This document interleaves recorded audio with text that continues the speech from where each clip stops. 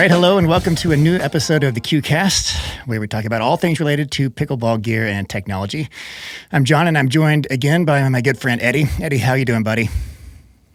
Johnny, how's it going, man? Man, I gotta say, you're looking so young these days. What are you doing to your skin? You got some red light therapy going on? Oh yeah, shoot, I tried these new skin products, I'll have to send you a few just for you to try out, and then you can let me know. And of course, once I let you guys know, make sure you use code PickleballWill at checkout. All right, obviously I'm not Eddie, but I don't know how many people were fooled at all. Hopefully none, but I would not be surprised if there were some. Well, how are you doing? It's been a long time since we got to chat. Well, not too long, a couple of weeks, but regardless, we don't talk as much as we used to. And I've always wanted to get you on the pod, and I'm honored that you are on. Yeah, no, I'm happy to be on the pod. You see, guys, I left the Pickleball Studio podcast. I left Chris to come help you and be on your pod now. It's always been a dream of mine. I told Chris, I was like, I'm sick and tired of you. I'm leaving you for John. He's a way better paddle reviewer anyways. So here I am, Just kidding. Man. No, not many people know. I mean, I'm sure some people saw us together in some videos from Las Vegas and whatnot, but you were a big help to me when I was just starting as a paddle reviewer. You introduced me to some companies that didn't know who I was, and even after I kind of built up a little bit of momentum, some of the companies just didn't know me, like they didn't watch or whatever. So like you introduced me to JOOLA. Yeah. Oh my gosh, I couldn't believe they didn't invite you. I remember you were contacting everybody, and I was like, you know what? I'm just gonna email Tom, who's the CMO of JOOLA, and I texted him. I was like, hey man, can you tell your people to get John Q to the JOOLA event? And then after I said that, I think you got an email like right after, and you got a formal invitation to come. And I'm just like, that's right. Yeah, Will's got powers. But thank you for all that help. It was a big help. And, yeah, man. Just our discussions and all that. So it's been fantastic. Yeah, no, it's been great. I'm more than happy to help.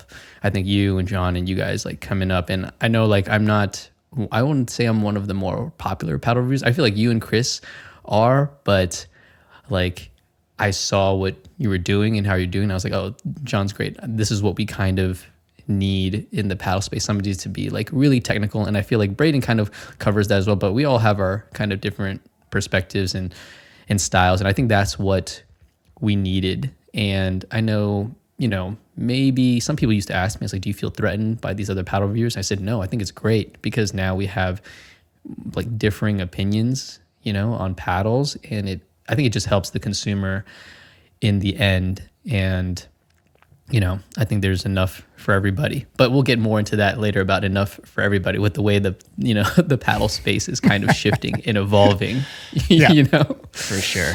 But yeah, point taken. I think all of us have different personalities and fill our own niches, so we're not stepping on each other's toes. And I think that the more content we can push out together, the better. So it's not a bad competition between us or bad feelings at all. Right. Exactly, especially between the four of us. I mean, I'm so happy that we've met and we've been able to kind of, I think, elevate each other in our ideas, and I think we just vibe together. So it's cool. I think I'm very fortunate to be part of, in the same breath. I mentioned the same breath as you and Chris and Braden, so that's pretty cool. I'm not gonna lie. I'm the one that's fortunate. I was the latecomer in all this, but cool. Shall we move on? I got some good news, and this relates to you also. Oh, really?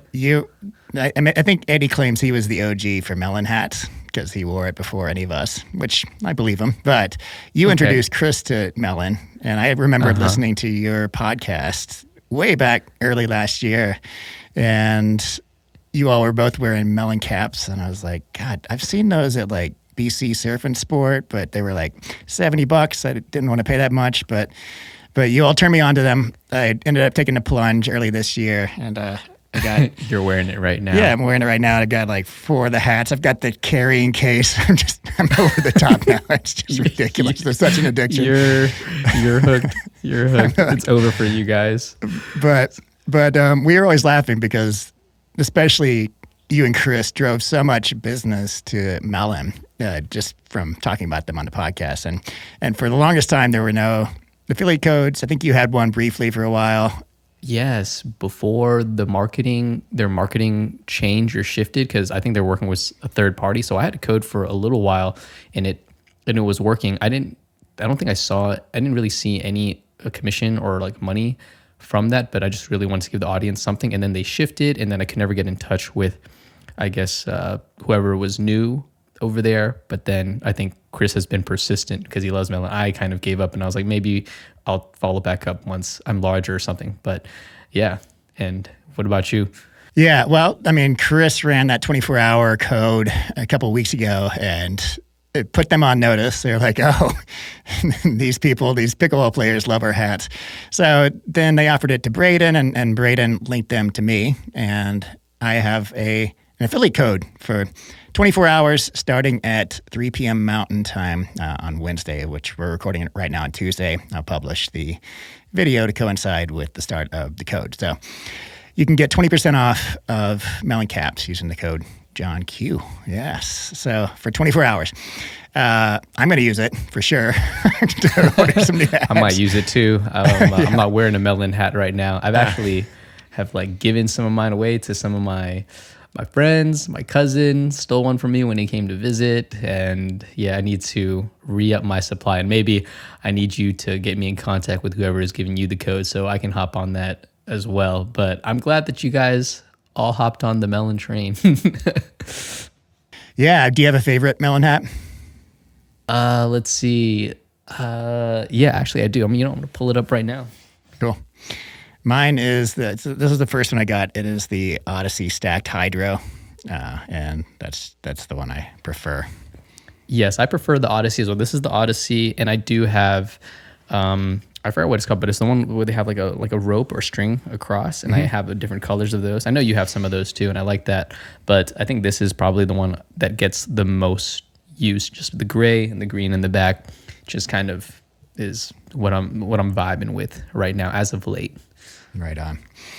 Yeah. All right. Well, if you're interested, they are the most durable and probably the most quality build hats, definitely that I've ever experienced. And, you can sweat on them and you just, run some water over them, maybe use a little shampoo, and they're good as new right when they dry.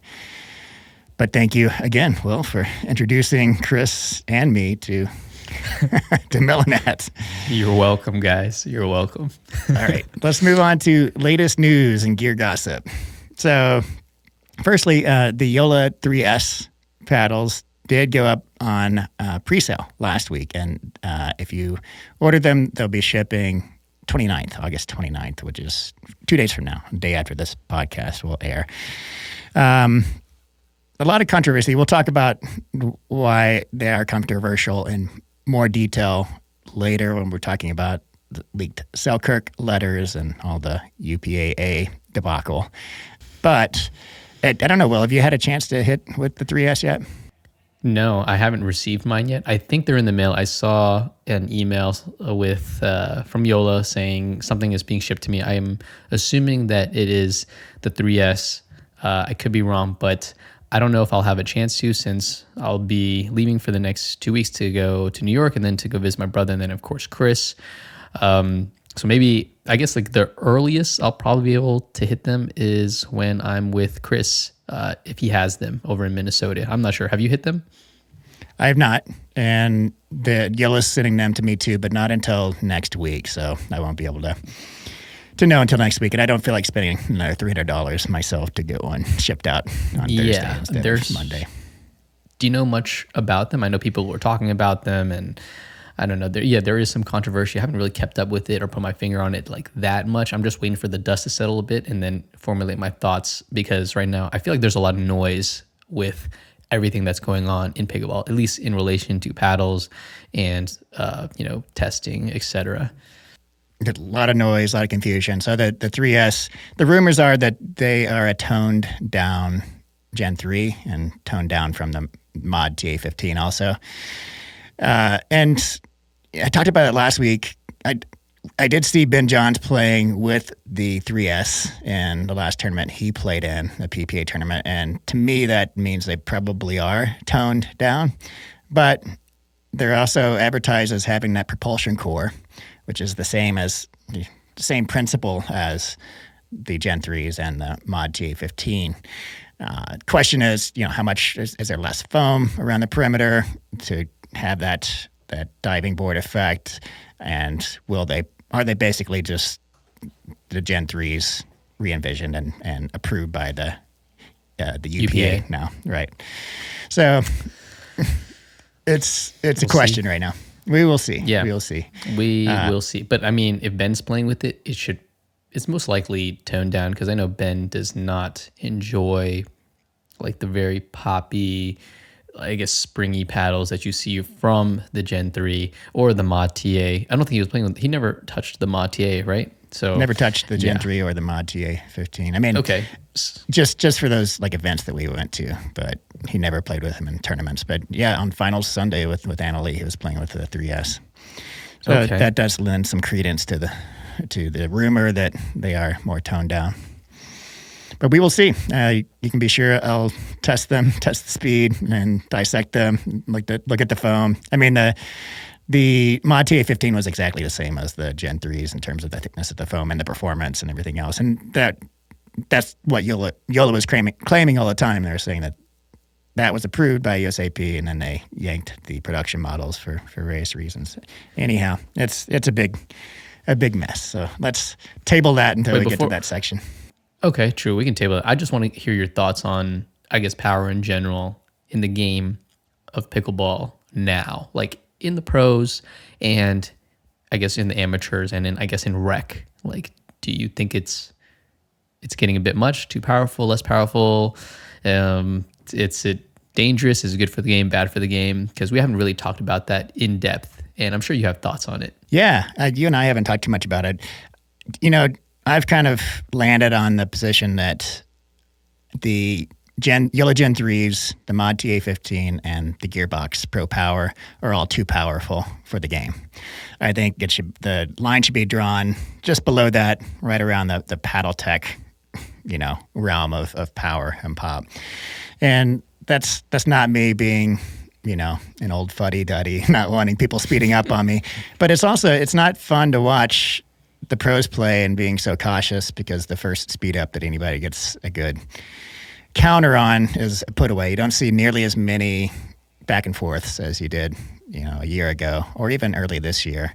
And that's only one paddle company really that's making a difference, YOLA, in the pro levels. And then at the amateur levels, yeah, I've been hit in the face a lot more in the past couple of months than ever before, right? And it's getting to the point where, especially at the rec levels, 4.0-ish, and around that level, 4.5, it's just easier to speed up and hit somebody in the chest or anywhere in the body and end the point in one go, because human reaction time can only take you so far, and anticipation can take you so far.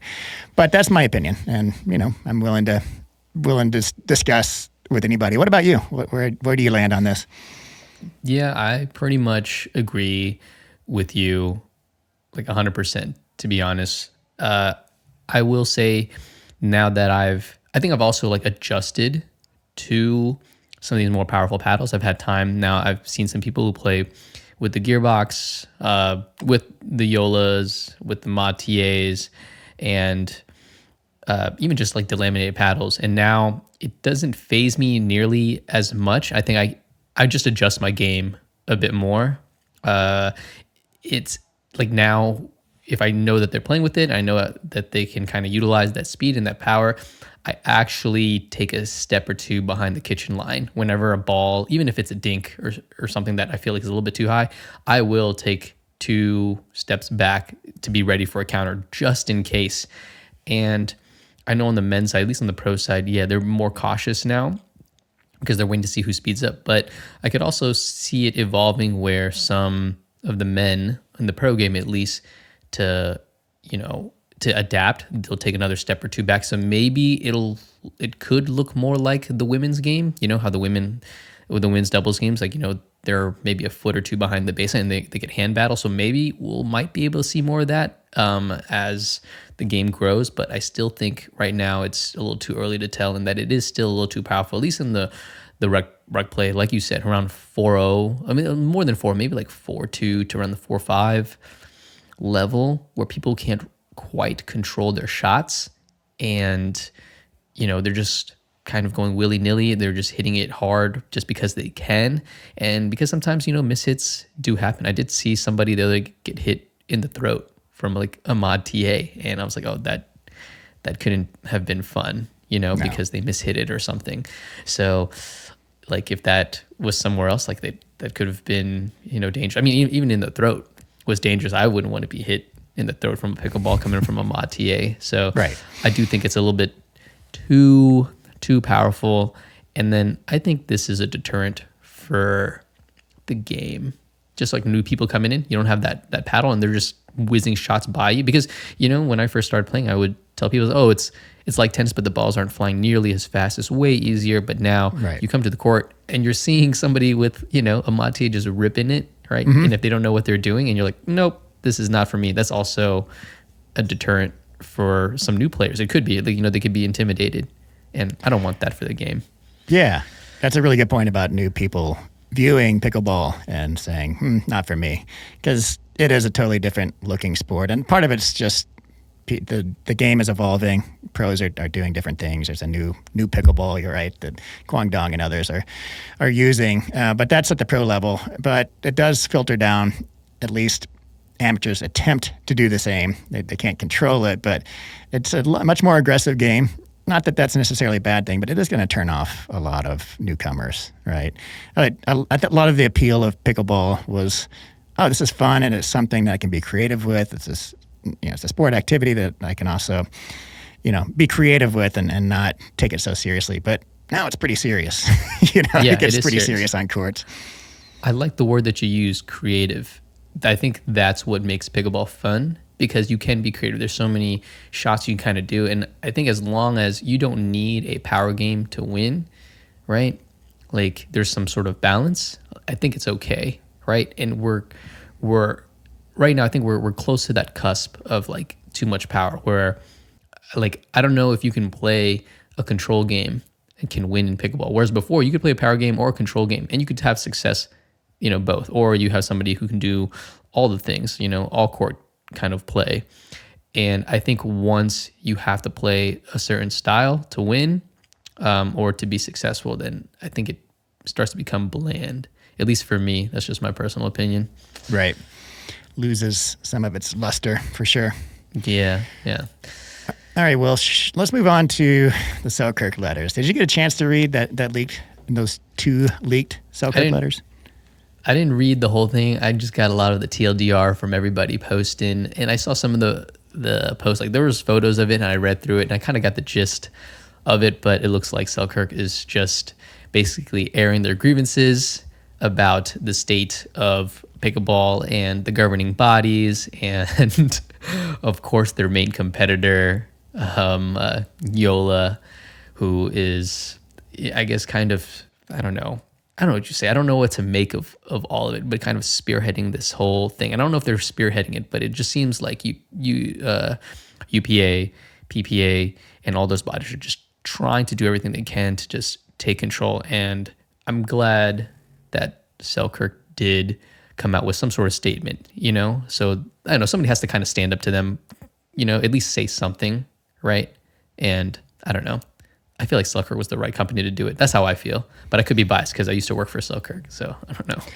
No, it was really great to kind of peek behind the curtain and see what the insiders think of all the events going on with the UPA and USAP and PPL and everything else. But yeah, so I'm sure most viewers probably know what happened, but some letters were leaked, probably by Selkirk, and they were all signed by the Barnes family, which are the founders of Selkirk.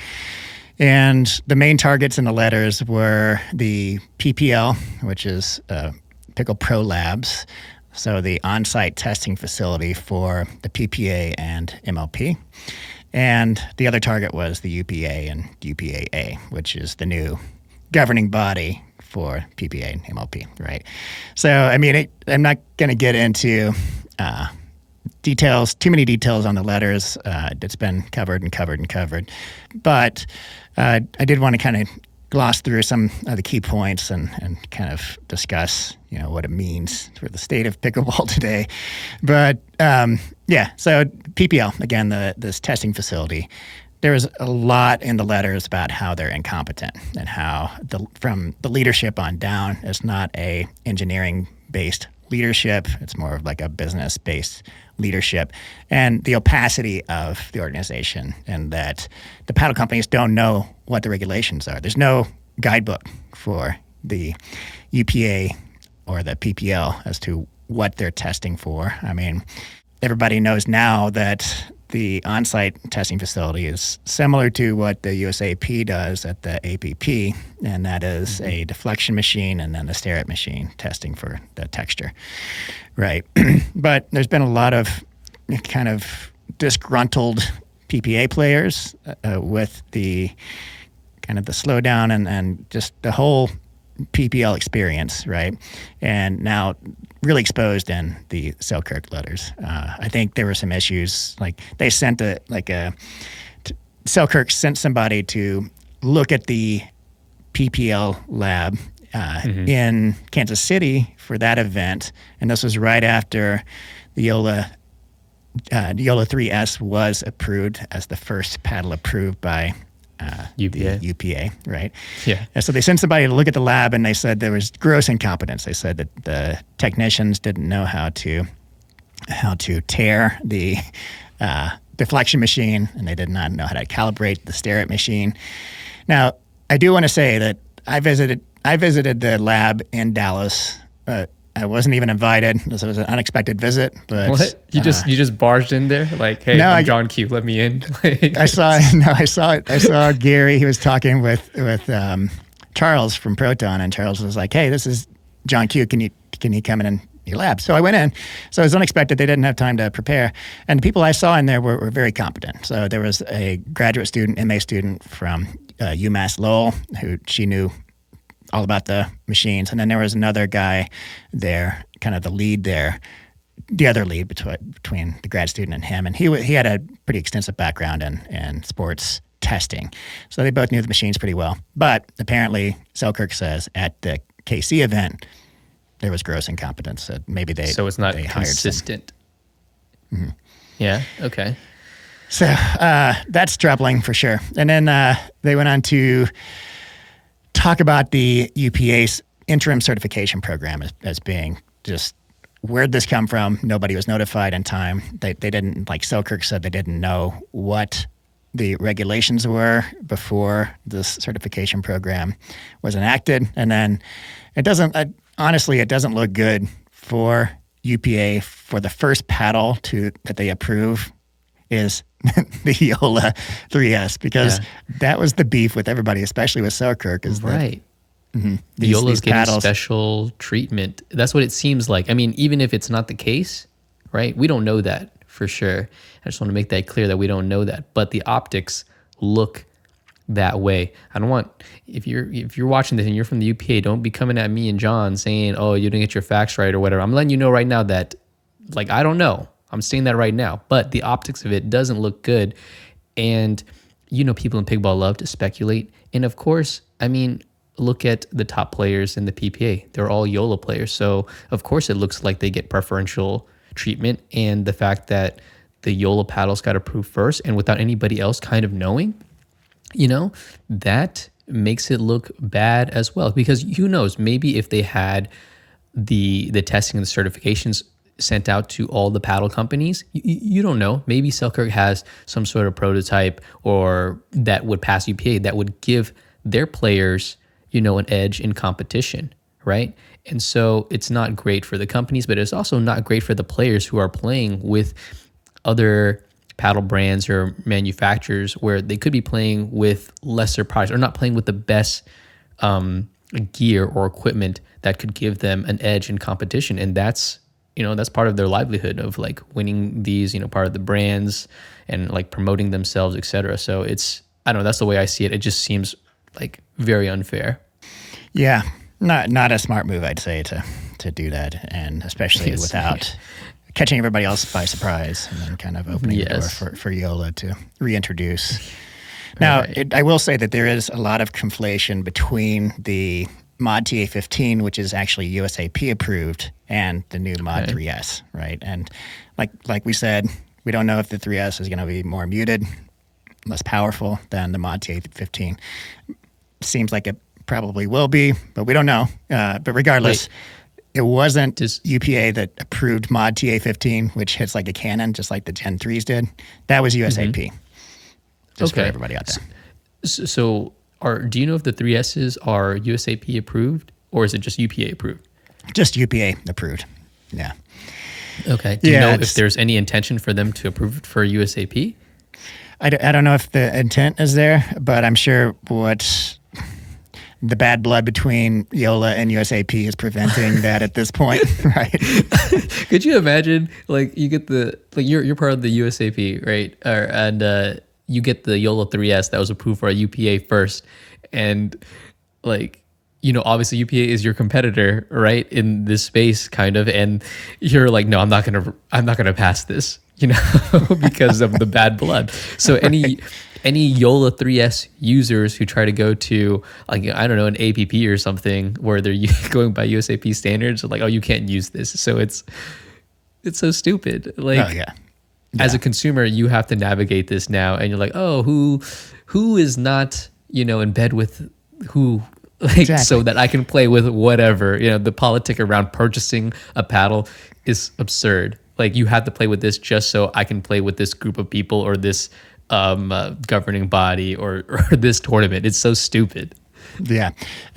We'll circle back around to the culture of pickleball in a minute, but let's wrap up these letters from Selkirk. So they ended up kind of presenting a list of demands, or at least something they would like to see happen. Yeah. Yes.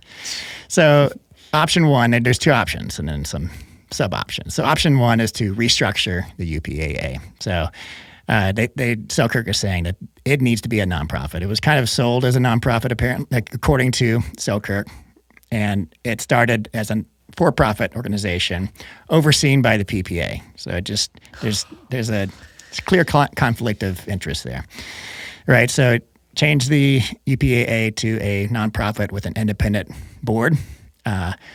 They want to replace the head of PPL with an engineering skilled person. They want to reduce the price of certification to enable fair competition and pro-consumer behavior. So there was a $100,000 annual fee thrown out a few weeks ago, kind of leaked, and then UPA said, well, that's, we haven't finalized that yet, and that's not what we intended. And then JOOLA is paying a monthly fee right now to the equivalent of $72,000 annually. So it's a big fee, right? And Selkirk is saying, well, that's going to cut out a lot of lower tier paddle companies, smaller companies.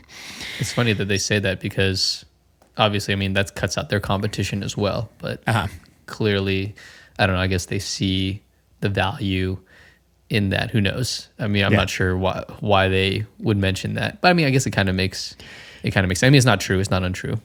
That's a really good point, Will. And that's something that I was going to mention too, that I love this letter. I think all these are good points, but given that it was probably leaked by Selkirk and it reads a bit like a PR campaign, we have to be a little wary here about Selkirk's intentions also, right? Right. Like, yes, I love it that they are supporting the little guy as well, in theory, but we also have to recognize that Selkirk is a big company, and it would benefit them if there is a higher bar of entry to this. So just something to be cautious of when everybody's digesting this. Right. Exactly. Because we don't know anybody's true intent. We can only tell by, I guess, what they say and the optics of everything, and then what actually happens. Right. So yeah. Sure. And then going on with these demands, they said that Jason Aspis, who is the lead at UPA-A, should sever his financial interests with the kitchen because there's a conflict of interest there. And then to revoke the interim certification program to allow a technical audit and review of the PPL facilities. So that's option one, to reconfigure everything. And then option two is basically just hand it back to USAP, hand the paddle certification back to the USAP. They have their issues according to Selkirk, and we've all seen it too. But Selkirk is saying that they've made some strides to fix some of these issues, so improving their testing and their enforcement of the testing as well. And they are a nonprofit status, which in their eyes, all of our eyes, is a better option. Yeah. Well, I mean, have they really improved? So my question is, like, has USAP really improved? And I mean, you can tell me because you probably know more about it than I do, but like, what is your opinion on that? I haven't really seen anything or heard anything about their improvement. I don't see that much more transparency, so that is kind of like, maybe, right? So that's questionable.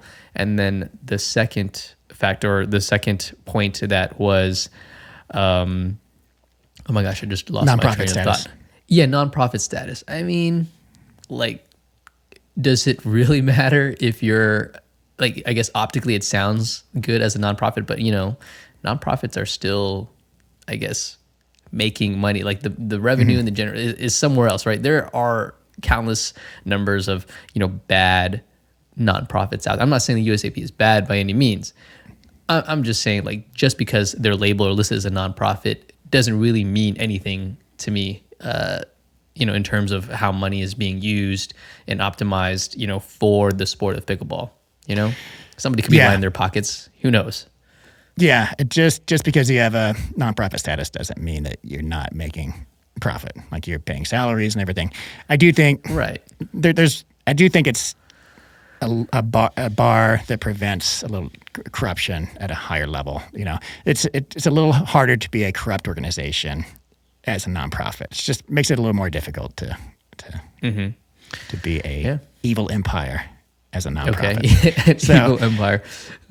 So I would agree that a nonprofit status is needed. And Jason Aspis has said that they are working toward that, and it'll happen by the end of 2025. And wait, what do you mean he's working towards what? Jason Aspis is working towards what for the UPA? Because he's a UPA, I guess, figurehead, right? And they're working toward the nonprofit 501c3 status.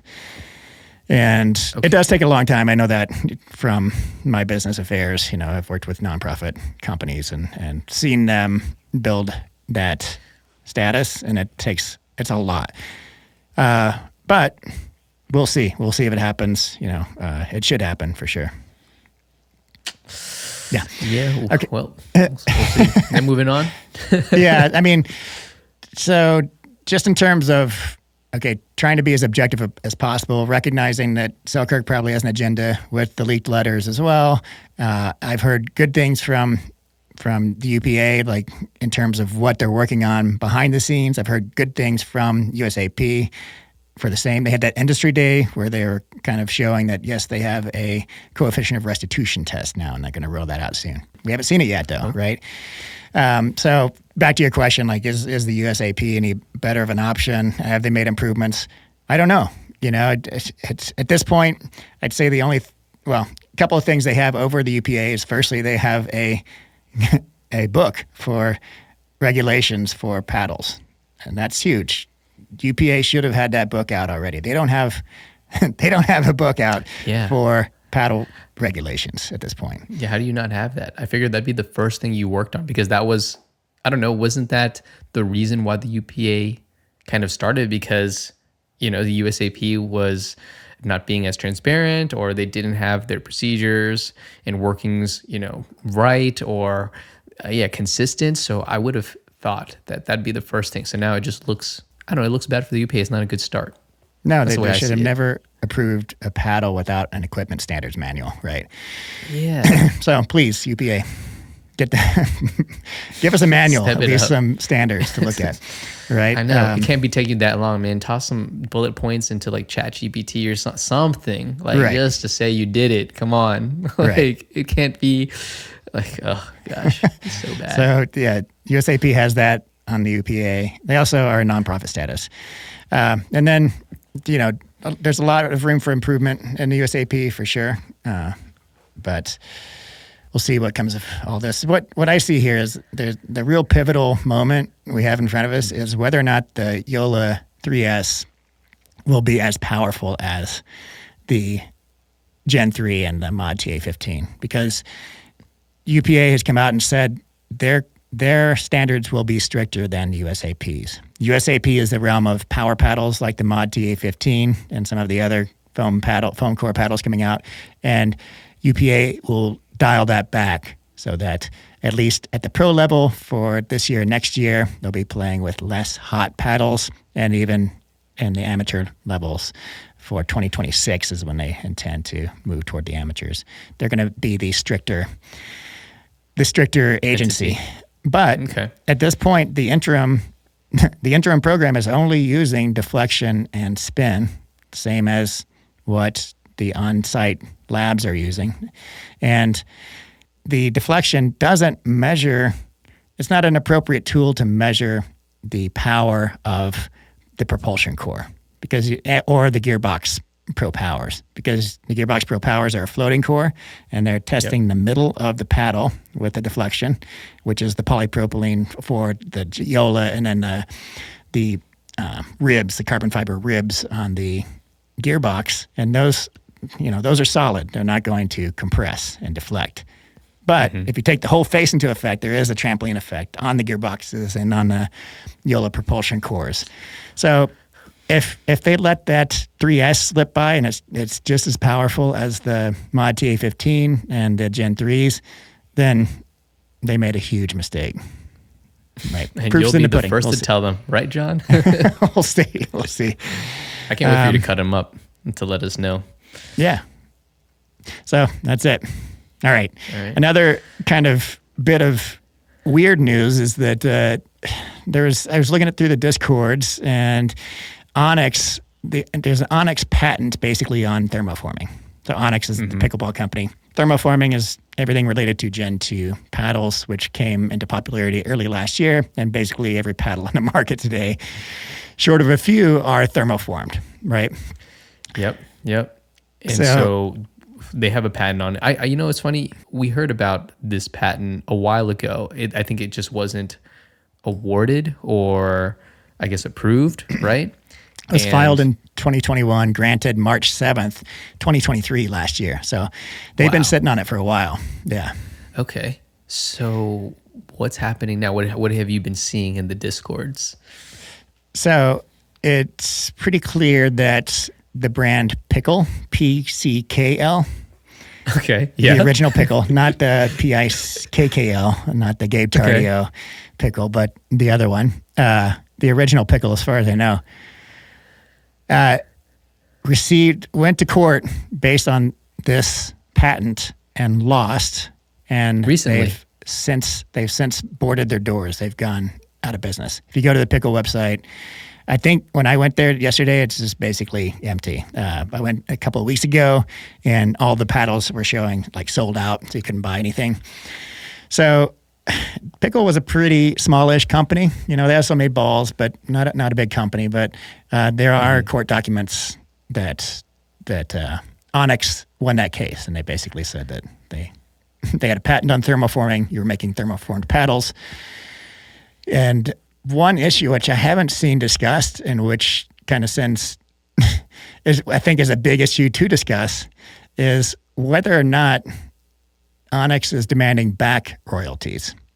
Do you know what I mean? So they got the patent approved in March 7th of 2023.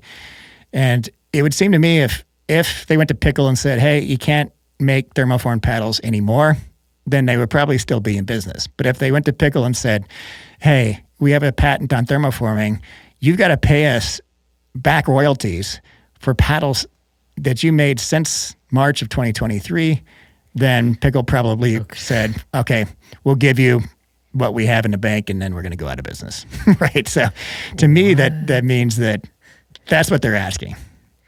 That's speculation from me, but Right. Well, but okay, so it's not out of the realm of possibility, but it's also silly. Like, what does Onix have to gain? I mean, what are they going to do? They're going to attack every single company out there that has thermoform paddles and demand back royalties, and maybe they'll get paid, or maybe they put some companies out of business. But after you do that, like, people aren't going to use, Gen 2, or like, they're not going to thermoform their paddles anymore, right? Unless they have to pay a royalty. And if there's something absurd, like, no, I'm not going to do that. So, like, yeah, Onix might get a paycheck now by trying to sue and go after these companies and these smaller companies, but after a while, it's going to dry up. And then what? You're going there for the short term, right? Or maybe you're trying to license out your thermoforming tech, but it's just not a good look, in my opinion. And so, and what are they going to do? Like, are they going to go after Selkirk? Are they going to go after JOOLA? Like, what do they plan on doing, right? Well, I mean, who knows? But I mean, maybe they're testing the waters with Pickle, a smaller company, and maybe they've started with another company that we don't know about yet. Working their way up to the bigger companies. Maybe setting some precedents and maybe threatening some of these larger companies working their way up. But still, like, they have to know. I don't know. I mean, Onix is owned by a large conglomerate, I'm pretty sure. So, they could go toe to toe in a legal battle, but that's not good for anybody. Maybe they'll settle on some settlement with some of the larger companies if they decide to go after them. But I don't know. It just seems, well, why now? I guess what I think is it would be pretty slimy, right? If they were awarded this and they waited for like a year and a half because they saw what the market was doing, just so they could have these companies prop up so they can go after them and get more money after that. Oh yeah, let's let these companies ripen a bit, with their money, right? And then let's hit them with the lawsuit after the fact because we can make more and get more back royalties. Like, is that the play by Onix? I mean, it's curious, right? It's curious that about the intent, why they waited so long, more than a year after the patent was awarded. But it might not be Onix; it might be their parent company pushing this. But regardless, it's not a fun thing. So anyway, that's out there. Who knows where it's going? We don't know. Is that Onix is staying relevant? That's how they're trying to stay relevant. Right. They haven't done anything, but who knows? I don't know. It kind of brings us to the issue that we were discussing yesterday is pickleball as fun as it used to be? Is the culture broken for pickleball? Is big money ruining pickleball? Yeah, the short answer is yes, John. Like, that's what I would say. Big Pickle is ruining pickleball. All right, so remember when pickleball first started, right? And it was all fun. Everybody's so inviting. And that could be like also the environment of the times. Like, it blew up during the pandemic. everybody's, trying to be kind to each other, et cetera. Well, I mean, at least in my area, I'm sure there's people who are not very kind during that time. But, in the pickleball community, I felt like that was the thing. And then the funny thing is I saw articles like, can pickleball save America? I saw articles with that tone. And now it's like, no. If anything, pickleball is dividing America more than ever, at least right now in the state that we're in with Big Pickle. And it's because, money came into play. People see an opportunity, and it's like late stage capitalism. They're like, oh, let's control this whole entire thing. Let's like make money. And it's really just, like you said, destroying the culture and the essence of pickleball. And which is a reason, I mean, not a main reason, but part of some of the reason I was feeling this way, which is why I kind of started just at least pivoting away from paddles in general, just because of all the drama and all the things like behind it. And of course, PPA and UPA, all that. I was just like, man, I don't want to partake in any of this, right? It's not what I got into pickleball for. And at least that's how I feel, Mm-hmm. Yeah. Yeah, I mean, it definitely doesn't feel like it did. And of course, things are going to change. And as it becomes more popular, more money comes in. It's going to be taken more seriously. And with that comes some changes in the culture. But it just seems like right now in particular, things are just feeling kind of yucky. I don't like the lawsuits. I understand why they happened. I understand the history of them. And I'm not pointing fingers at Big Pickle, at the PPA or anything. Like, I've been to PPA events. I see what happens, and I see the people behind the events are working hard and having fun, and they're dedicated to it. So it's not not any one organization or even Onix, I'm sure has good people working there, and then who knows what their intent is with this. But it's just like when the money comes in and when it becomes popular and a lot of eyes are on it, things get more serious, and we're seeing the unfortunate side of that right now on various fronts. I mean, you might be pointing fingers, but I'm definitely pointing fingers at least the people like who are making these decisions at some of these organizations, right? Like this is, in my opinion, like this is your fault. Like you are messing things up for everybody. You're messing up the sport for everybody. Like that's how I see it. You're not in the spirit of pickleball, and it's just kind of sad to see. And it's I don't know, it's your fault. Like PPA, even MLP and some of these organizations, like you're bringing this money in, right? And you expect to make a return on your investment, and you're trying to find ways to, I guess, capitalize on these things. And maybe you're not making money or making your return as quickly as you are. I'm pretty sure the PPA still has to be losing money. I know MLP has to be losing money, right? Mm-hmm. And maybe you're trying to grow too fast or take control of it too fast. And these are the consequences. And we're all suffering now for, those decisions, right? In a negative way. And then also their companies, those organizations are now also suffering. Look at, I mean, I'd be curious to see the numbers of people attending PPAs. Are they growing? Are they not? Right? And what do people really feel about those organizations or those events? Like, do they care about it?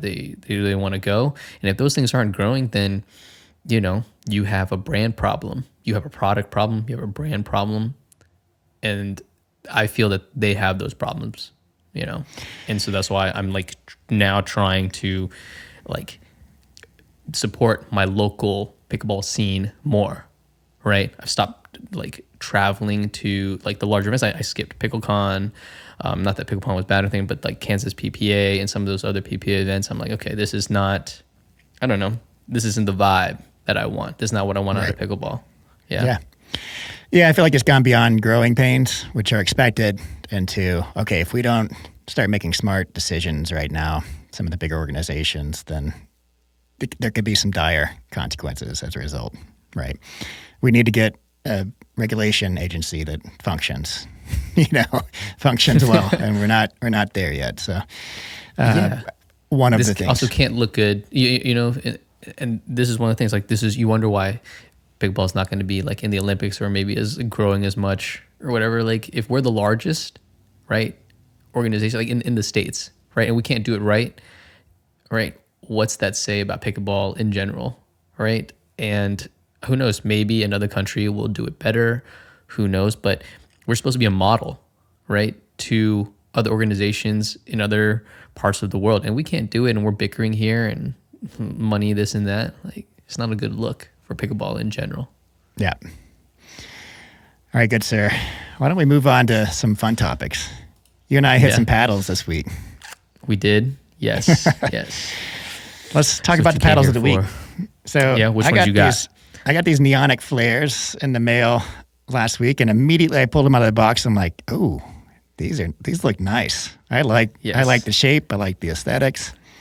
Let's see which one you got. You got the Flare Prime, which is the carbon fiber. Prime. I have here you go. This is the titanium, the Flare. Right. Yes. I meant nice.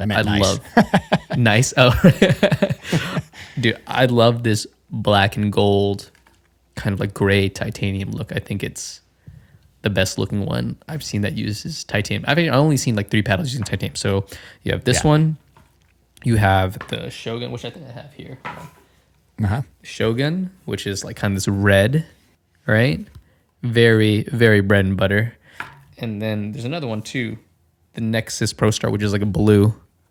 Oh, you got the Nexus. Which is, the Nexus. This one is nice too. Everybody says it's a Shogun clone. It feels a little bit different, a little bit more muted. The owner says there's like a little bit of foam in there. I'm not sure where. I haven't cut it open, but it feels a tad bit more plush than the Shogun. Yeah. Cool. But the Neonic Flare is nice. I also have the Neonic Titanium. Definitely looks great. Have you hit with it much? Yes. Well, I got one session in with it. And I really like it a lot. I think it's a great all-court paddle. I think I might have to. I was working on like an all court, like top 10 list, and I might have to change the list. I think this Neonic flare would go somewhere on that list once I get a little bit more time with it. Yeah, I agree. Did you feel that the face was stiff or plush? Where would you put it on that spectrum? I'd say it's plush, in my opinion. Me too. I let a few people use it, and 2 of them were like, oh, this is a stiffer feel than I was expecting, which is odd because originally when titanium came out in the Shogun, I was like, oh, titanium is going to be really stiff. And then it hit soft. And I was like, that's not expected for titanium. And then I felt like this one felt the same, a nice plush feel. It feels good. It's not too soft, but it definitely on the plush side of the spectrum. So good to know that you agree on that. Yes. Would you say, where would you say fiberglass and like titanium and like Kevlar, like if you had to overgeneralize it, what would you rank them in terms of plushness and stiffness? Like let's going from stiffest to the most plush or soft feeling. And of course, I know other factors come into play, the core thickness, the layup, how many face sheets they use. And some of them are hybrid face sheets where they use multiple, but I don't know. What would you say based on your experience hitting paddles? Yeah, I would say Kevlar, titanium are similar plushness. And then the carbon fiber, straight up carbon fiber is stiffer.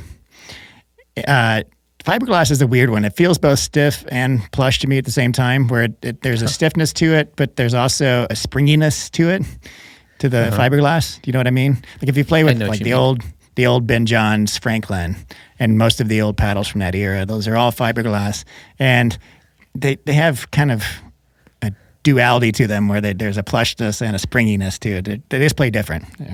Yeah. How about you? Where would you put those? No, I would agree, except fiberglass, I would definitely put more firm and stiff. But now that you mentioned some of the old paddles, I would kind of agree with you. I think what it is I don't know, fiberglass just, I think it plays stiffer, and maybe it just could be in our heads because you feel the vibrations more in fiberglass. It's like, I don't know, like you feel the jarring nature of it sometimes. And I don't know if the face sheets are not well glued together. I feel like those vibrations travel through the paddle into the handle and into your hand. So they either feel really like jarring, fiberglass paddles either feel really jarring or they just feel very poppy and stiff if the paddle and the manufacturer did something with the core or the face layup so that all that energy that would go into the vibrations like get thrown back into the speed and the force of the ball coming off the paddle face. So, but for the most part, yeah, I would agree with you. I think you're onto something with the vibration frequencies. I think you're right about the fiberglass sending more of those frequencies into your hand. And I think our brains translate those vibrations also partially into that feeling of plush versus stiff. I think that's, we know that the vibration damping of Kevlar is superior to carbon fiber. It dampens more of those vibrations than carbon fiber. And I think that's a large reason why I feel it as softer Kevlar-faced paddles. The other being most, if not all, of the Kevlar-faced paddles are a twill weave. So given that it's a weave instead of the unidirectional carbon fiber, that's going to be a little softer also. But I generally, I also think that vibration comes into it. Yeah. Well, I mean, it makes sense since Kevlar is supposed to be a more softer, malleable material than carbon fiber. So it makes sense that it would be more absorbent. I mean, they use Kevlar in, bulletproof, vests and other tactical equipment. So I guess it makes sense that it absorbs more, so it feels more plush. Titanium, on the other hand, though, even though it feels plush, it still has this, this springy quality to it. And I mean, that also makes sense if I think about it too, because I guess, it's metal, and metal, it can be plush. If you hit something, it bends and then it doesn't take its shape. But sometimes if there's not enough force applied, then it will, and it can spring back into its original shape. So maybe that's why it has that spring action. So I guess that does kind of make sense. Yeah. Right? Yeah, and that's a good point too about titanium being springy and plush. And that way it's a little bit more akin to fiberglass than Kevlar or carbon fiber. But I feel like it's plusher than than fiberglass, Yeah, maybe with I would less agree. spring. But yeah, I did love the flare, the Neonic flare, the titanium. I also liked the 14 millimeter prime. I don't know if you had a chance to hit with that. They are reformulating Very this. good. Yeah, it plays pretty soft for a 14. It feels more like a 16 in my mind, but they are reformulating it. They sent an email saying that their intention was to create a more power poppy oriented 14 millimeter paddle to contrast a lot with the titanium. So they're going back to the drawing board with this, and they're going to re-release it in a couple of months. But they said, depending on the feedback on this initial model, they may keep this also as an alternative to the new prime that they come out with. But yeah, what are your thoughts on this one? Yeah, no, this one I really enjoyed as well as a fiberglass carbon fiber kind of hybrid. You know, you've been seeing fiberglass being utilized a lot more in the face sheets, or people have been playing with it a lot more, which is great. It just shows you that the game is kind of evolving, right? You know, people are looking for more pop, a little bit more power, and fiberglass, I feel, is an easy way to add additional pop or power or stiffness into your paddles. Now, out of all the carbon fiber and fiberglass like layups that we played, you know, we've had, I guess, you know, the Black Diamond, the Huarache, X, whichever one, I don't even know.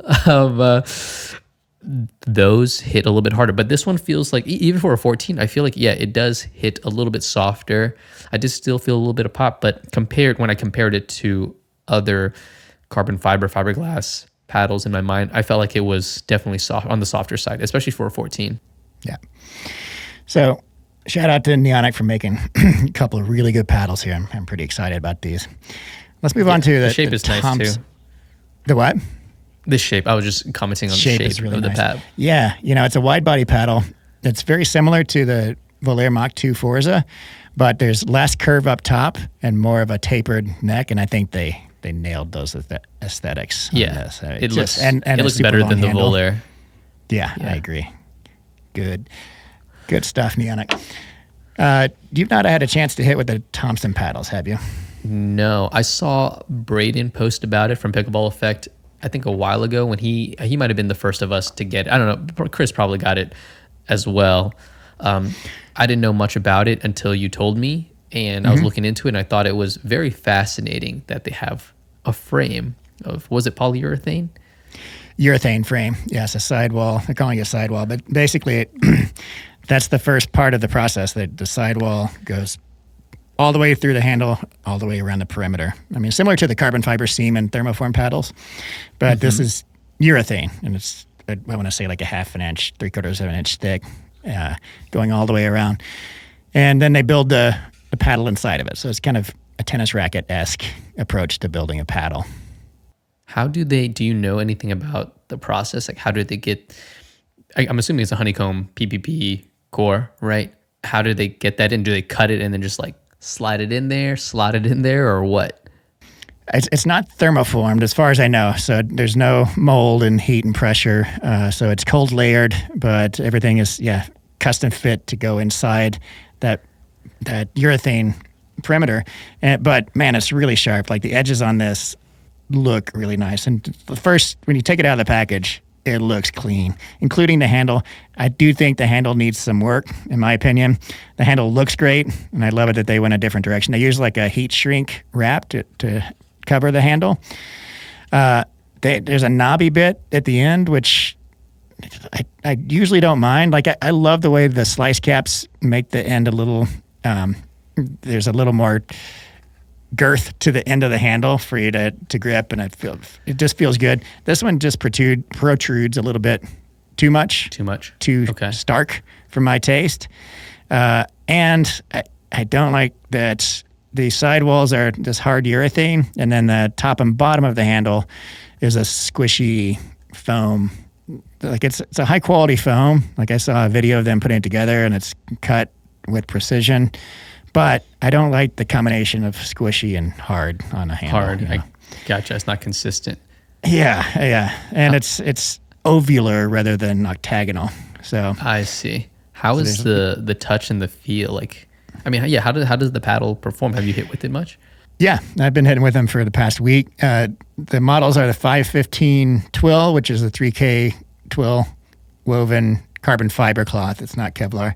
And then the Uni. So this is unidirectional carbon fiber. The Twill is a little heavier swing weight. It's a little plusher, more control oriented overall, but still a heavy hitter. And then the Uni is just a firecracker, man. It's like 90th percentile for firepower in my database. And the spin on these things is nuts. I got an average of 2,400 RPM for both of these paddles.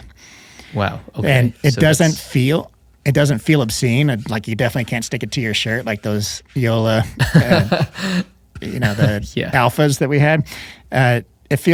But this is American-made stuff, and it reminds me of like Engage and Paddle Tech, which also use American-sourced materials. And all of these American companies get great spin with their peel ply raw carbon fiber, but it's not because the coarseness of the texture. It's not outside of the legal range of Starrett testing. It feels smoothish, but something about the quality of this peel ply just rips spin.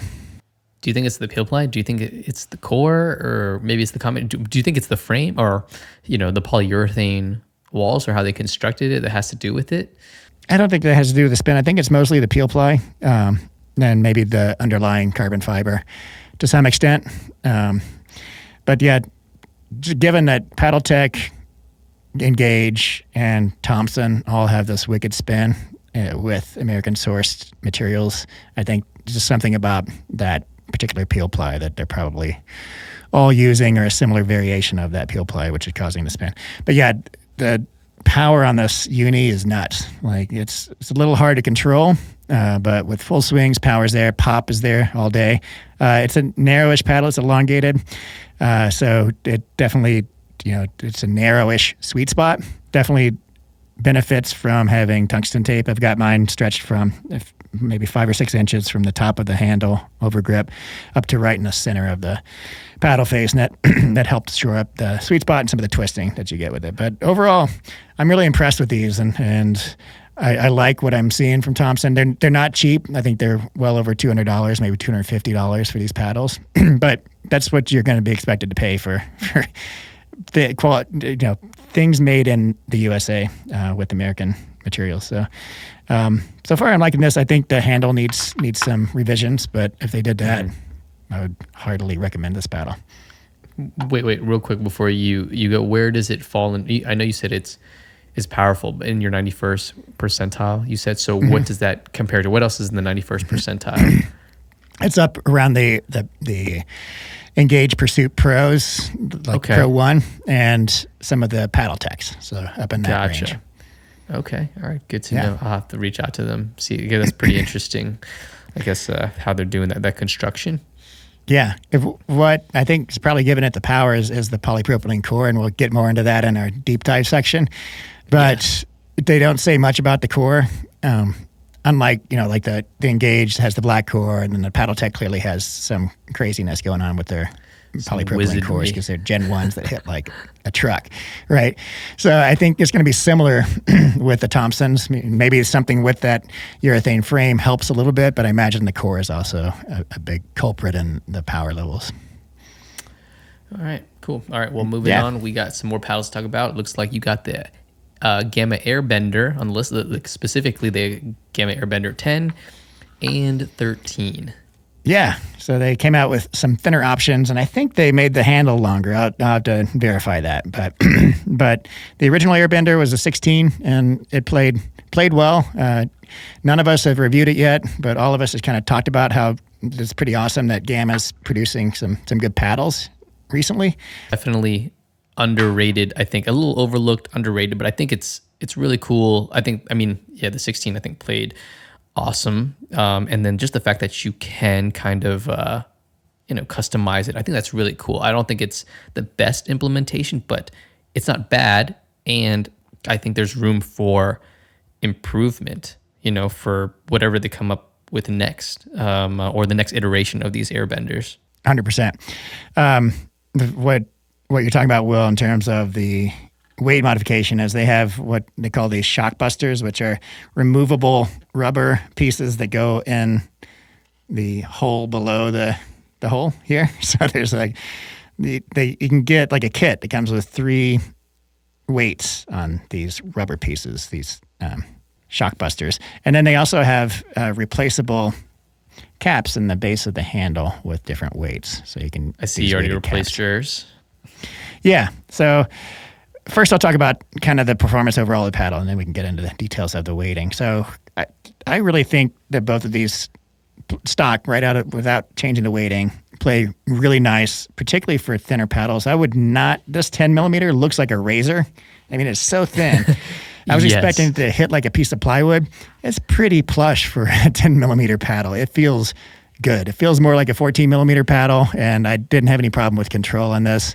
And the power is pretty decent too. Like, what I hate about really, really thin paddles, short of the Black Ace from ProKinetics, that one's really poppy, not as powerful. But any others that are 10 millimeter and below, it feels like you're hitting with a paper plate from the baseline. There's just no power behind it. It's like you can swing as hard as you can and the ball barely goes, right? But they're poppy because you can go from 0 to 100 really quick at the kitchen. I didn't feel that with these. I feel like they were more all court. You could hit it pretty decently hard from the baseline, and they had really good pop from the kitchen as well. No, yeah, I would agree. But the 10 still feels flimsy to me, in my opinion. I'm just like, yeah. I mean, it's definitely, like you said, more plush for a 10 miller than you'd expect, right? Like, feels a lot better than I expected, and I would say it's closer to 14, but it still feels, in my opinion, kind of flimsy. I would like some stability. I mean, I would definitely put some weight on it, some like on the sides. I might even put it at like 3 and 9 just to give it the most stability as I can. And I could use a little weight near up top, but it is fast. It feels fast for an elongated paddle. Yeah, I should have mentioned that I immediately put tungsten tape on the edges. So my impression of it was using a 5-inch strip of the 0.5 grams per inch. Real quick, do you tape. have Pickleball effect? Of course. Shout outs to Braden. Do you have problems, or is there problems with the adhesion to the side? Because it has this interesting kind of like groove, on the side. And I don't know what it's for, or if there's any purpose to that kind of pattern aside from aesthetics. I think it's purely aesthetics. And yeah, it's kind of an embossed texture, or embossed like hexagons on the edge. I will say, warning here, that it looks like it's going to be a durable edge that you can kind of bang up. It is not. It chips pretty easily, So if that's going to bother you, I would put edge tape on it, which is going to raise the swing weight. So there's that issue. But no, the tungsten tape stuck perfectly well on this. It's kind of a gummy texture to the tape to begin with. So it forms pretty well over those ridges. I don't know. I don't think I would use that straight up lead tape on this. I don't think it would stick as easily. It'd be hard to clean. Yeah. I mean, if you got some gunk in it, it'd be hard to clean as well. Yeah. But you back up and running, Will? Yep, I'm back up and running. I already synced. And so, I pulled them out, and it's probably better if you showed them on your camera, but because okay, I see what you mean. The light going. So, yeah.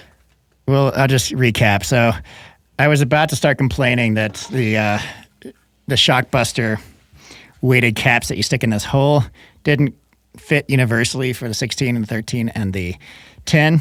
And I just realized that they do come in different sizes. So I was using the 16 millimeter paddles, Shockbuster in the 10, and it was wiggly in there. So they do tailor that. So I don't have the 10 with me. Were you able to fit that into yours? I'll show it. Yes, I will show it right now. And also, if you look in the Shockbuster at the top, they do label it like 10 millimeter or in like 10 grams. So the label for the actual paddle and the weight as well on the buster itself. So this is me taking out the original for the 10. I'm placing a 10-gram Shockbuster right here. There we go. And there you have it. It's in. Yeah, it fits. There's no... Yeah, it fits snug. Yep, fits snug. I don't know if my camera can see it since my lights... I need to get it closer to the camera, but my light's not pointing at it. But yeah, no, it fits. So there you have it. I mean, now that I think about it, though, is this... Okay, so obviously you have different thicknesses for these shock busters. So that also means it comes in different weights. Like, so the heaviest that you can get shock buster, at least for the 10 millimeter, is 10 grams. But for the 13 millimeter, the heaviest weight is 12 grams. So if you were looking for more weight, you'd have to go with a thicker paddle, which already comes with more weight because it's a thicker paddle. Okay. So I do like the idea. I can't say that I noticed too much difference in terms of the playing with or without that shock buster in terms of the vibration frequencies. I think I felt it a little bit, but that might be totally just in my mind.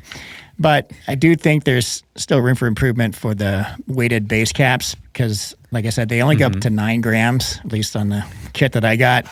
And I feel like you don't really start feeling anything, the effects, the performance differences for weighted base caps until you get above half an ounce at least. And for me, I like the 27 gram caps, the full ounce from Slice caps in the base, the Slice caps.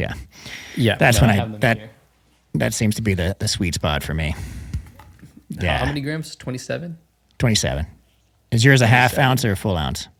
Full ounce. They told him to give. Don't waste with the half ounce, like, because I knew that the heavier it is, the more difference that you're going to feel. And even with the full ounce, I'm not going to lie, like using the Slice cap, I know this is a little off topic, but it doesn't, I don't know. The differences are almost negligible, and they're kind of a pain to put on. So I wouldn't necessarily recommend it. I think it is cool and I think it does make a difference, but I think for most people, you won't really see it. And you have to really like paddles and to tinker with it, especially if your paddle dies in a month or two and you have to redo it, take it off, put it. That's a pain in the butt. But it is cool at least from an aesthetic standpoint. I think that's actually pretty cool from a customization standpoint. I mean, like this right here, the pink that I have with like my name on it, my initials on it, and with like the pink edge guard, it just looks cool. That's just me though. Oh, I love the Slice caps. I feel like there is a big difference, and what it helps me with is adding more weight to the perimeter and counterbalancing that weight so it doesn't feel as head heavy. Okay. Whippier, you know what I mean? So adding weight to the perimeter increases the performance of a paddle in a big way. It just broadens the sweet spot, gives it more plow through and several other benefits, but you're increasing the swing weight and you're slowing down your hands. So at least with wristy movements, the whip through, the Slice absolutely creates faster whip through. And that's where I think our perception grabs onto the maneuverability of a paddle is how whippy it is. Less so with kind of the larger hand movements, the shoulder dominant movements. We don't really notice, the weight and the handle with the shoulder movements, but definitely for the whippy movements. So I love those Slice caps. Yeah. I think they need to make them heavier. I think if they came with like a heavier version, like a 2 ounce or something, that would start interesting me. Yeah, that would be nuts. That'd be too much. Should too much try it with a 1 ounce Slice cap plus an ounce of tungsten wrapped around it. Yeah, you know what? I'm thinking about messing with it. Obviously, just because like I come from tennis, and so I played with the tennis rackets. I play with like 12 points headlights, so they're very,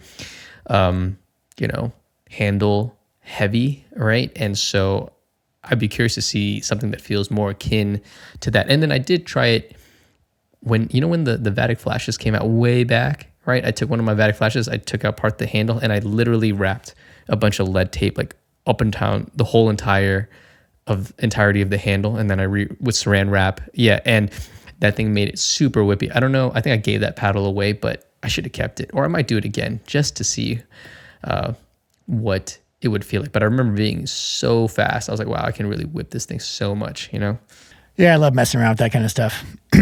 Well, we have one more paddle that we wanted to talk about today, and that's the GRUVN CRUZ series. Yes. So there's, as usual, GRUVN has like a dozen different shapes for each of their models. So their CRUZ is a Gen 1.5, so it's not thermoformed, but it does have edge foam. And have you had a chance to hit much with these? Yes, I do. I really like them a lot, actually. I have, let me see, the X shape. Yes, I don't know what my other ones are, but this is the one that I have. This is the 16S, so this is kind of like their short body. This is like their Movin 13 16S, wide body, quick, fast hands one, and I really enjoy this one. And you have the X shape, which is kind of like their elongated, more hybrid shape, like a more traditional elongated paddle. Yeah. I also have the S. So they changed the shape of their S. It used to be more circular, more lollipop looking, and they've squared it off a bit, which I think was an aesthetic improvement, as well as a performance improvement. I feel like it actually did broaden the sweet spot. The sweet spot goes on for days on this one. I really enjoyed playing with this. On for days. Is that what you said? Whoa, that's... Man, GRUVN might clip that right there. Yeah, this is a very strong statement. And I would agree. It's a good sweet spot for sure. But yeah, I think it's an overall good performer. I think they're selling for like $120, $130. Yeah. And then you can get a 10% discount on top of that. Point. So it's not as cheap as the Vatic Prism Flash, which is the biggest, most well-known Gen 1.5 paddle. What's the other one? The Monarch, I guess. Monarchs the Jelly Bean are close. Jelly Bean is $100 also. The Jelly Bean Monarch, which is a fantastic paddle too. Yeah, so all those paddles are so good. This is a contender for all of those, I would say. So, there's not much of a difference between this and a Jelly Bean, I'd say. Similar shape, kind of a wide body. This is more standard than wide body. Long handle. Long handle. The grit is great. It's a raw carbon fiber texture. I was getting, I think, 2,200 RPM or so is the average that I was testing on these. So pretty top tier spin as well.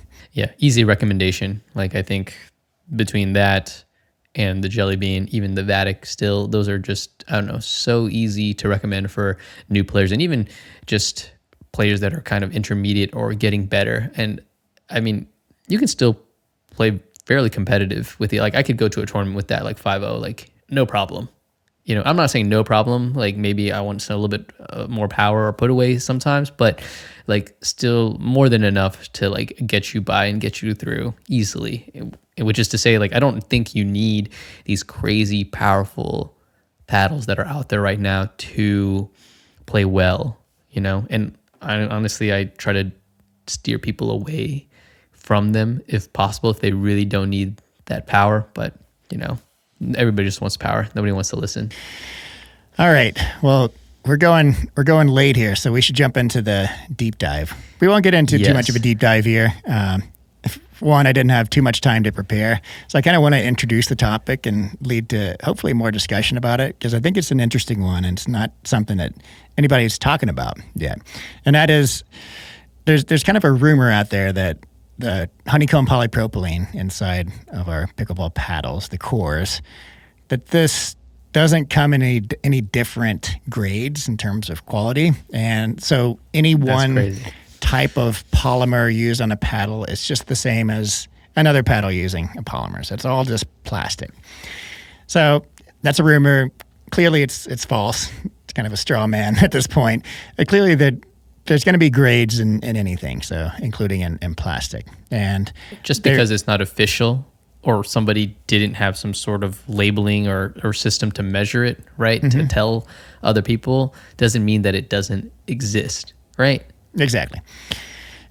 And, I did some digging around, and I asked a few paddle companies, this question, like, hey, what did they say? Do you have an option in terms of the grades of your polypropylene, and got some answers from various people. And yes, there are clearly options in polypropylene. But what I find interesting is that they're not telling us that. It's not marketed. Like there's the Toray carbon fiber, which is a big deal. Right. And then there's the DuPont Kevlar, right? And then there's just kind of jargon for polypropylene that is brand specific.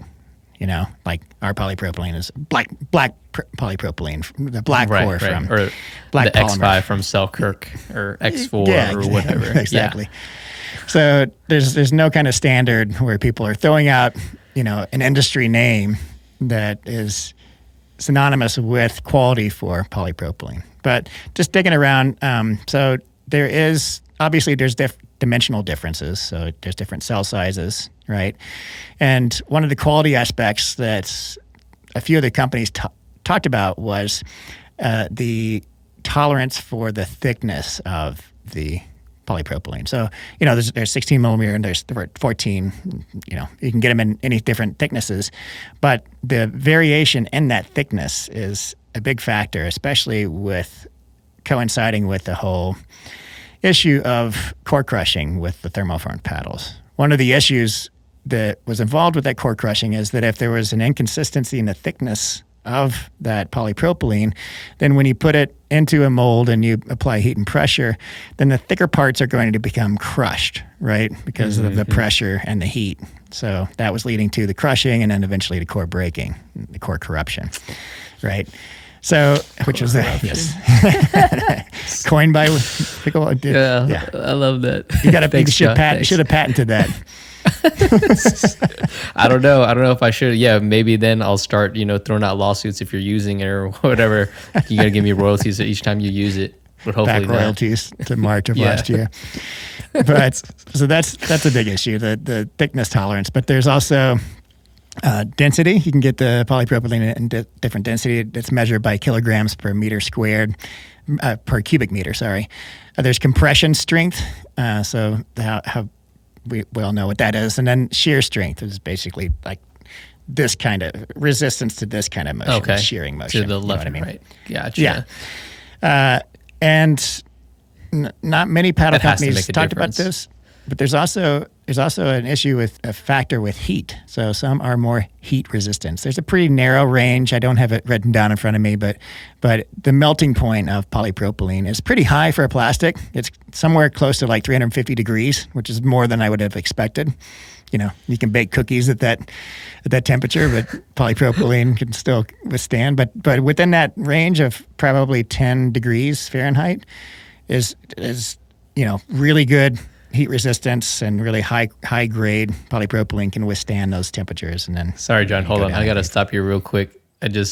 When you said baking cookies, the first thought that came to my mind is you baking polypropylene with chocolate chips sprinkled in with an apron on, and you're feeding it to Chris and Braden and me. And we're just like, oh, what's this, John? You and Braden would take the cookies. Chris would do muffins, though. Polypropylene muffins. Oh, yeah, Chris would do muffins, right. And then like we bite into the polypropylene with the chocolate chip, and then I'm like, core crushing. Anyways, your mind goes to strange places, Will. That's what happens. Yeah, it goes off. I think I have ADHD, but yeah, all right. I love it. But yeah, I love that you asked the companies and that you're kind of squaring this way. And it is odd that it's not being marketed or talked about, because I'd imagine that it's a pretty important aspect of paddles. I mean, almost, I don't know what, like 95, probably more, like 98% of paddles, 99% of paddles out there use polypropylene in their core. And so why wouldn't you market it? Or if you did use something that has higher tolerance, to tell the public that it could only, I guess, make your branding that much better, right? So I don't know, maybe a new up and coming company can kind of utilize that or coin some sort of term. And I don't know, John, maybe you can be the one to, I don't know, make the standards for that. You have some testing ideas. More transparent. For course. Yeah, more transparent, right? Exactly. Yeah, that would be cool to know what you're buying besides industry jargon. That's the way it used to be also for carbon fiber, until people started becoming more curious about it and recognizing some brand names, or at least throw out the density. And I heard, like, we know that these Gen 1 paddles from Paddle Tech in particular hit so hard, and that's because the grade of the polypropylene inside. And I think how they're doing that, this is speculation, but I think it's the density. They have a really high density polypropylene that returns that energy to a greater extent than lower grades of polypropylene. When you say density, are you talking about like the cell size? So there's like tighter, smaller cells in the polypropylene? No. Or are you, the material itself is just So the material denser? itself is, just denser. So again, that's that kilograms per meters cubed score that they grade polypropylene on. So that's my suspicion on the Paddle Techs. And then for the black polymer for the Engage cores, I heard, I'm not positive about this, I reached out to Engage, but they didn't reply in time. But I think that's an issue of the compression being greater in one direction than the other on their polypropylene. So it's squishier in one direction, the exit velocity coming in and out of the paddle versus the opposite direction. So that might come into play. But the short of it is, the cliff notes are that yes, there are grades to polypropylene, and they're not talked about, and it would be great if paddle companies could start actually giving us kind of the specs on the polypropylene as well, instead of their own industry jargon. Do you think it's worth it with paddles kind of just changing so much within your, like what if some company did it and then, I don't know, polypropylene is obsolete like within a year? Would it be worth it for them to do? Or do you think polypropylene is here to stay for much longer? I was thinking polypropylene was on its way out earlier this year because of foam enhanced paddles and the gearboxes and all this.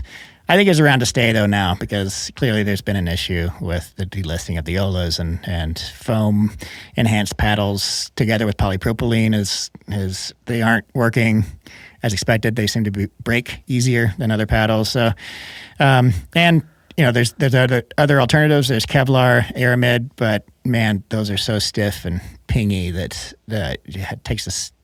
There's a really small subset of people that actually enjoy playing with the Aramid core. Yeah. The old Z5. The old Z5. All right, well, my camera is low on battery, so let's wrap this sucker up and see if we can get it done before the camera dies. So we've got a couple of questions here in the Q&A section. Yeah. One I chose because this is very relevant to you. You probably know more than anybody about this, but yes. NJ Cheen Z wrote asked, is there any word on when the next carbon paddle is coming out? Okay. Yes, I do have a little bit of info. Obviously, some of the things I can't say. What I can tell you is that my good buddy Nam, he's in China right now, and he's working on the Kew A, like quality assurance. So, things are soon. I actually don't have an exact date. He doesn't have an exact date, but he is in China right now working with the factory. Everything has been finalized for the most part. Like, there's no release date, but I'll let you know right now that the pros already have it. I know Elise Jones was playing with it, right? And it does, like the information that I have, that it does pass both UPA and USAP. At least that's what they were told from both those organizations. So that's as much as I can tell you right now. Fantastic. So we're kind of in like the JOOLA alpha phase where some pros are playing with it, and it's been possibly approved, or at least we know it meets the approval process of USAP. Especially, exactly. Especially if their pros are already playing with it. So that's a good sign. Take that for what you will. Of course, there's a lot that can happen between now and whatever, but that is what I was told. So there you go. Very cool. Very cool. I did not know that Elise Jones is playing with it. I've hit around with it a little bit, and good stuff. I'm very excited about this release. Me too. I'm very excited as well. Okay, got a good question here from Double Helix Pickleball. He or she says, the 3S is officially available for pre-sale. Can you break down who would be the market for these and what you can and cannot play in with these in terms of events? We're going to have more of these questions coming up. Go for it, John. Tell her. I can't speak to who, if the question about who this paddle is for is like performance-wise, I can't speak to that. But I think what they mean is who's it for in terms of where you're going to play with it. And in terms of where you can play with it, it's only UPA approved. So currently. So the pros will be playing with it in PPA and MLP, but not in APP, which is a USAP sanctioned organization, right? So there's PPA, MLP. What I'm a little fuzzy on right now is, actually, I haven't asked Jason Aspis this yet, but I'm almost positive the answer is going to be yes, amateurs can play with the 3S, the JOOLA 3S, at PPA events. Right, because they're going up for sale for amateurs. So I'm sure that JOOLA isn't just intending for rec play with these paddles. They can also be used, since they're UPA approved, at PPA events for amateurs. That's my take on it. Yeah, thanks for clearing that up, John. I mean, I would assume the same, but we'll see. Maybe it'll be approved for USAP. But yeah, I mean, honestly, if I guess this person must go to a lot of tournaments, right? And that's what they're worried about. But if not, I'm sure you can buy the paddle and play with it in rec. I think that's, probably just fine. But yeah, that's all the questions I've got. That's all the things. You and I can talk a lot about pickleball. Yeah, we can go on for days, honestly. There's so much to talk about. Yeah. But, yeah. I mean, was there anything else you wanted to close on? No, that's all the things I wanted to talk about. But this has been a blast. We should do this more often. Yeah. Now that I have more time, maybe I will. Chris probably won't want me back on the Pickleball Studio podcast. So, at least I know I have a second home here with you. So that's comforting to me. Thanks, You're John. always welcome here, Will. All right. Appreciate you. Yeah. All right, man. Take care. See you next time. All right. Later. See you guys. Peace.